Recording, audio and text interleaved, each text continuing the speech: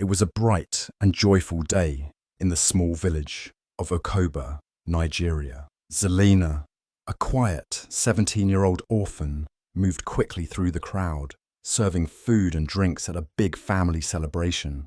Her stepmother, Mama Nyare, watched her closely like a hawk. Mama Nyare always treated Zelena like a housemaid, never like family. She barked orders, insulted her, and never smiled. Zelena said nothing. She was used to it. But today, something unexpected happened. As Zelena carried a tray of palm wine to the guests, her hand shook a little. A few drops spilled on Mama Nyare's expensive wrapper. Gasps filled the air. The music stopped for a second. Before anyone could speak, Mama Nyare turned and slapped Zelena, loud and hard, in front of over 30 guests. The sound echoed across the compound. People froze. Some looked away. Others stared, mouths open. But Zelena didn't cry. She didn't shout. She just lowered her eyes, picked up the tray, and walked quietly back into the kitchen. What Mama Nyare didn't know was that Ishaka, Zelena's cousin, had been recording everything on his phone, and he had just captured a moment that would soon shake the entire country.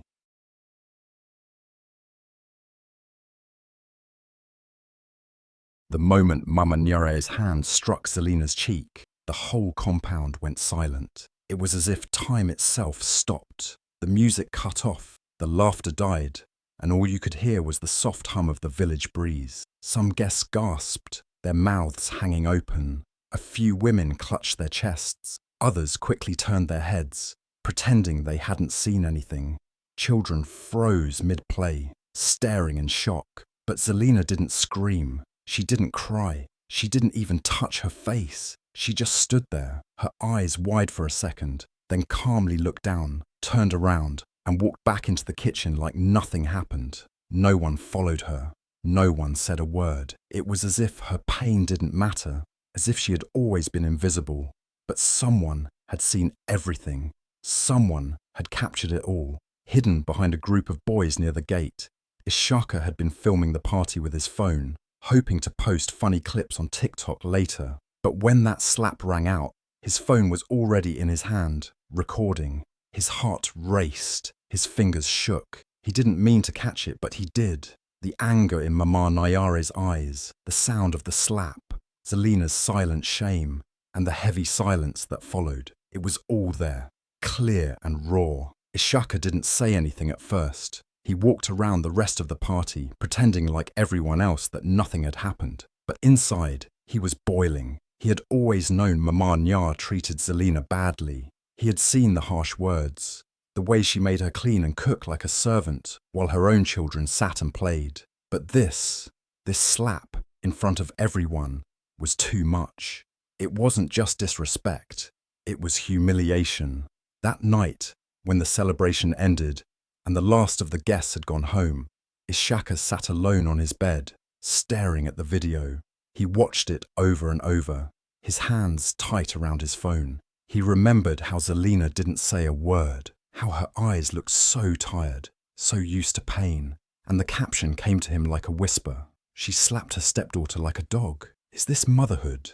With one deep breath, Ishaka uploaded the video to TikTok. He didn't think too much. He just hit post and locked his phone. But inside him, something felt different, like he had done the right thing. What he didn't know was that by morning, everything would change. The world would see the slap. They would see Zelena. And for the first time in her life, people would care. That night, Ishaka couldn't sleep. He kept turning from side to side on his small bed, the video replaying in his mind over and over. Zelena's face wouldn't leave his thoughts. The way she stayed calm, the way she took that slap in front of everyone without saying a word. Ishaka felt something burning inside him. It was more than anger. It was pain. It was shame. He thought about how many times Zelena had been treated like this behind closed doors. How many people had seen it and said nothing. Even he had stayed quiet for too long. He picked up his phone and opened the video again. It was only a few seconds long, but it felt like a full story. The slap, the silence, the way everyone froze. It was all there. He didn't edit it. He didn't need to. The truth didn't need filters. His fingers moved slowly as he typed the caption. She slapped her stepdaughter like a dog. Is this motherhood? He stared at the words for a long time, then hit the post button. Just like that, it was out in the world. By the time the sun rose over the village of Okoba, the video had already reached thousands of people. By noon, it had gone viral. Millions were watching. The comment section exploded. People were shocked, angry, heartbroken. She didn't even flinch. This girl is stronger than anyone I know. Where is this happening? We need to help her. Big TikTok pages started sharing it. Then came the influencers. Then came the news blogs. Before long, women's rights groups and NGOs began tagging each other, asking questions. Journalists started calling people in the village, trying to find out who the girl in the video was. A few even tracked down Zelena's school. Some organizations offered to help. Others just wanted to know her name. The story was everywhere, from Lagos to London.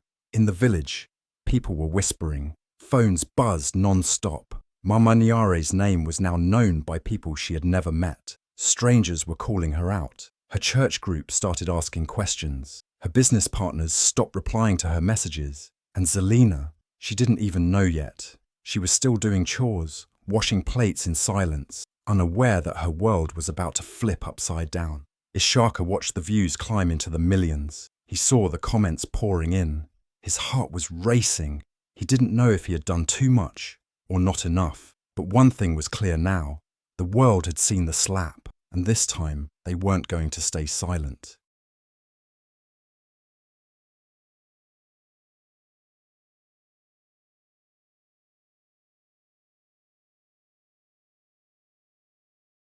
The next morning, Mama Nyare's phone wouldn't stop ringing. At first, she thought it was just normal business calls, but as she picked up, her smile quickly faded. One by one, the voices on the other end sounded serious, cold, and disappointed. Is it true? One business partner asked. We can't continue working with someone who treats a child like that, said another. Within hours, her biggest deals were cancelled. Clients pulled out. People stopped replying to her messages. She checked TikTok and almost dropped her phone. Her name was everywhere. Her face was everywhere. And under the video, there were thousands of angry comments. The video now had over 4 million views. Things got worse. That evening, she received a message from her church leader. Until further notice, you are suspended from all women's ministry activities. Even the women she used to pray with had turned away. Her phone buzzed again. It was her own mother. Mama Nyare answered, expecting comfort. But instead, her mother shouted, How dare you shame us like this? That girl is your daughter now. Have you no heart? Mama Nyare tried to explain, tried to blame Zelena, but no one wanted to hear her excuses. Her voice didn't matter anymore. The world had seen the truth. While Mama Nyare's world was falling apart, something beautiful was happening for Zelena. She was sitting quietly in the backyard, washing clothes like she always did.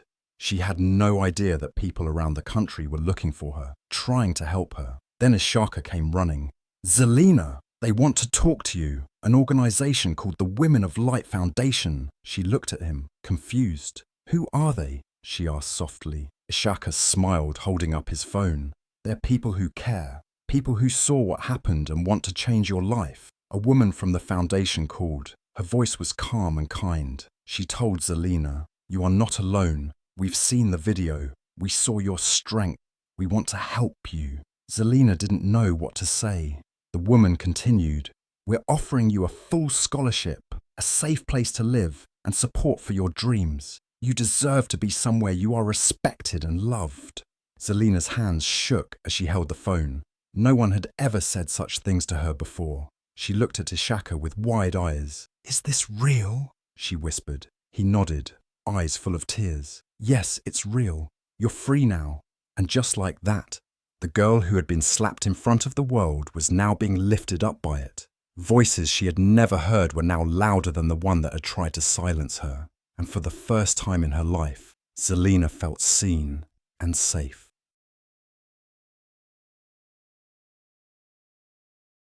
The world had seen the video.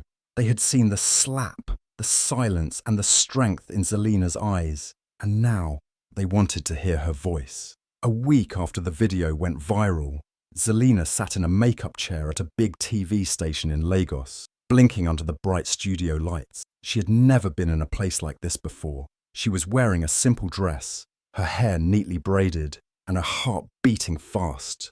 But this time, the cameras were on her, not to shame her, but to honor her. The TV host sat across from her, smiling warmly. "Zelena," she said gently, "the world saw a moment of pain, but they also saw your power. Can you tell us what was going through your mind that day?" Zelena paused, her hands resting on her lap. The studio was quiet. Everyone waited. She looked up and said in a calm, steady voice, "When she slapped me, I wanted to cry, but something inside me said no. I knew this moment would not break me. My silence wasn't weakness. I knew life would speak for me." The audience watching at home felt chills. Comments flooded social media. "This girl is wise beyond her years." Her silence was louder than a scream. People from all backgrounds, students, mothers, leaders, shared her interview. Everyone was talking about the strength of a girl who didn't fight back with anger, but with dignity. Zelena continued in the interview, telling the world what it was like growing up without her mother, how her stepmother treated her like a servant, how she spent her days cleaning, cooking, and being blamed for things she didn't do. But she never lost hope. "Every day, I would pray quietly," she said. "I would tell myself, one day, I will be free." Her words touched millions. She didn't speak with hate or bitterness. She didn't attack Mama Nyar. She simply told her truth with grace. And people respected her even more for it. Her story wasn't just about pain. It was about rising. Soon after the interview, something even bigger happened. Zelena received an invitation to a large event in Abuja, the West African Youth Conference for Respect and Dignity. She was to be honored as the new Youth Ambassador for Respect and Dignity in West Africa. The foundation that rescued her had nominated her, and everyone agreed. She was the perfect example of quiet strength, of turning pain into purpose. The event hall was grand. Banners with her name hung high. Important people from many countries sat in the crowd. When Zelena walked on stage, dressed in white and gold, the crowd stood and clapped for a long time. Some wiped their tears. She stood at the microphone, smiled shyly, and gave a short speech. "I want to thank everyone who saw me, who believed in me, who gave me a chance to dream. I know there are many girls out there like me, girls who feel invisible, who are told they are nothing. But I want to tell them today, you are not nothing. You are powerful. You are seen. Don't give up." The applause was thunderous. Zelena had not just told her story. She had given voice to thousands who could not speak. That night, she became more than just a girl in a viral video. She became a symbol of hope, of strength, and of quiet victory. News channels called her the girl who changed a nation's heart. Magazines wanted her on their covers. Schools invited her to speak. Social workers said the number of reports on child abuse rose after her story came out, because her courage made others speak up too. Back in Okoba, the same people who had looked away during the slap now watched her on TV with tears in their eyes. Some felt ashamed, others felt proud, but no one could deny what she had become. And Zelena, she stayed humble. She still prayed every morning. She studied hard, determined to become a lawyer one day to fight for girls like her. She smiled more often now. Her laughter, once hidden, filled the rooms around her. She was healing, slowly but surely. Sometimes people asked her, "Do you hate Mama Nyare?" And she would always reply, "No, I just pray she learns." And so, from being slapped in front of strangers to being honored by nations, Zelena's journey became a lesson for the world, that even in silence, there is strength, that dignity doesn't need loud words, and that sometimes life does speak, louder than any slap ever could. 1 year later, the sun was shining brightly over Zelena's new home. It was quiet, peaceful, and full of love, the kind of place she never thought she would have. Flowers grew by the fence, children laughed in the distance, and Zelena was sitting by the window reading when she heard a knock at the gate, slow and unsure. Not like a visitor, but like someone with a heavy heart. She walked outside, and there, Standing in dusty clothes and worn-out slippers was Mama Nyare. Her eyes were tired, her face pale. She looked nothing like the proud woman who once shouted orders and wore expensive wrappers. She had been disowned by the community, abandoned by friends, and left with nothing. Now she stood at Zelena's gate, hands shaking, eyes full of tears. "Zelena," she whispered, "please, help me." Zelena looked at her for a long moment. All the memories came back. The insults, the beatings, the slap, but now, the woman who caused her pain was the one in need. Zelena didn't yell. She didn't cry. She didn't slam the gate. She took a deep breath and said softly, "Next time you raise your hand on someone, be sure no one is watching." Then she turned and walked back inside, leaving the gate gently open.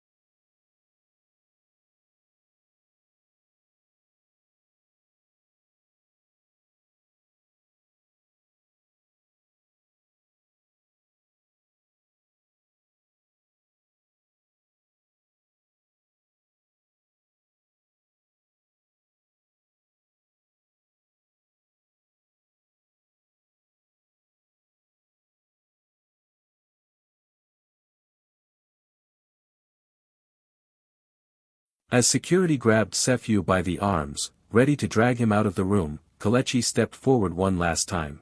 The air was thick with silence. Everyone was watching, waiting to see what the champion would do next. Sephew's eyes darted around, still trying to hold on to his pride, but the fear was now clear in his face. He wasn't laughing anymore. Kelechi leaned in close, so only Sephew could hear him. His voice was low, calm, and strong, the kind of voice that didn't need to shout to be powerful. "You taught me how to fight," he whispered slowly. "But now I teach the world how to survive monsters like you." The words hit harder than any punch. Sephew's body tensed. His mouth opened slightly, but he had nothing to say. There was no comeback, no joke, no smirk left. Just silence. Security pulled him away, step by step, as the room remained frozen. Kelechi didn't follow. He just stood there, still and calm, as if a heavy weight had finally been lifted off his chest. He didn't need revenge. He didn't need to win a battle. He had already won, by becoming everything Sephew never was. Strong, respected, free. The crowd didn't cheer loudly. They didn't need to. A quiet wave of respect filled the room, like a deep breath after a long storm. Kelechi stood tall, not as a fighter, but as a survivor. And in that moment, he became more than a champion. He became a voice for all the ones who had once lived in fear, and chose to rise above it.